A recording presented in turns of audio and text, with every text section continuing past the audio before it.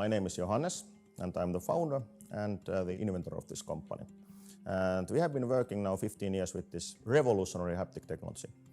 Before that, I was about 15 years in the inventing business, and I have made some inventions that, for example, you are using every day, like the swipe in the mobile phone and the auto orientation also in the phones. The original the idea for the remote sense for touch actually came from a Mexican hat. So I was wearing a really large Mexican hat, they are called sombreros, as you know, and I detected that I was able to feel the objects and the people around me just by feeling that how this hat is actually pushing me. And that was the simple beginning of this revolutionary technology. So the name of the device is SuperBrain 1. Why it is SuperBrain? We call it that because it sort of gives you a super sense, a superhuman capabilities to feel the objects remotely, which no human had before this. Our first product is unique in the field of the visually impaired and blind because it doesn't treat the blind as a robot. So it doesn't give the commands to the blind that go left, go right, go straight, and it gives uniquely high resolution of the surrounding world to the blind. And what it means in the practice, the blind makes the decisions himself, where to go, based on the information that the device gives. And this is not in the form of audio, it's in the form of the haptic space. So the user feels the surrounding like a haptic space, like a haptic image. Very simple description how the SuperBrain 1 works is this. We have here 3D and the video cameras, and they are looking at the environment, just like we would be looking at the environment with our own eyes, basically. Then we do a lot of processing to these signals, including the AI processing. And this processed version we give to the user via this haptic material. So the user literally feels the environment via the sense of touch in the forehead.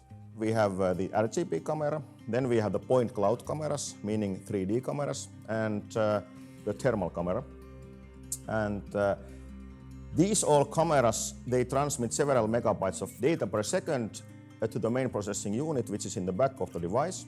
The main processing unit contains also the AI processing. And this processing unit combines all this data into a single package. It then does the analysis of this package and makes the simplest possible format of it and sends it to the haptic material in here. Haptic material, as you can see, is consistent of pixels, like physical pixels, which we call pixels. And these pixels then finally give this kind of physical feeling for your forehead. It's a revolutionary experience. You should also try it.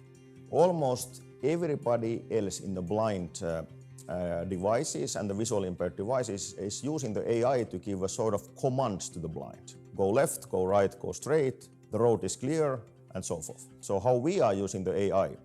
The AI, in a very simple explanation, the AI is like a zooming glasses for the device. So when the blind looks at the environment using the haptic image, the haptic space, he feels and understands certain things. For example, that here is something, here is an object, and the shape is like that, and the size is like that, and it's moving a little bit.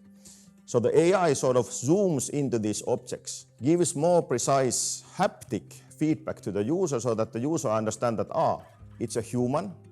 So in a way, the haptic is like a zoom-in tool for this device. When we go a little bit to the future, this kind of haptic feedback technology gives really the capability to have superhuman skills, like faster reaction times to moving objects, the ability to feel or to see what is happening behind your back, or for example on the top of your head, and the capability to feel and see things that we can't see with the normal eyes, like for example infrared and ultraviolet and so forth. Not simply the visually impaired and the blind will be using the device, but many other user groups, military and the police. And finally, the so-called normal consumers will also start to use this kind of technology. Not only because it makes them superhuman, they will have faster reaction time, they will have the capability to feel the environment not only in front of them, but all around them. So sort of like having the eyes in the back. And they will have the capability also to get remote information via this haptic experience. For example, we had the audio calls, now we have the video calls. In the future, we will have the touch calls. So this means that you will have the call where you also experience the touch of another person calling. And this is in the near future. So the usage for this technology is really unlimited. And this is just the beginning where we are now.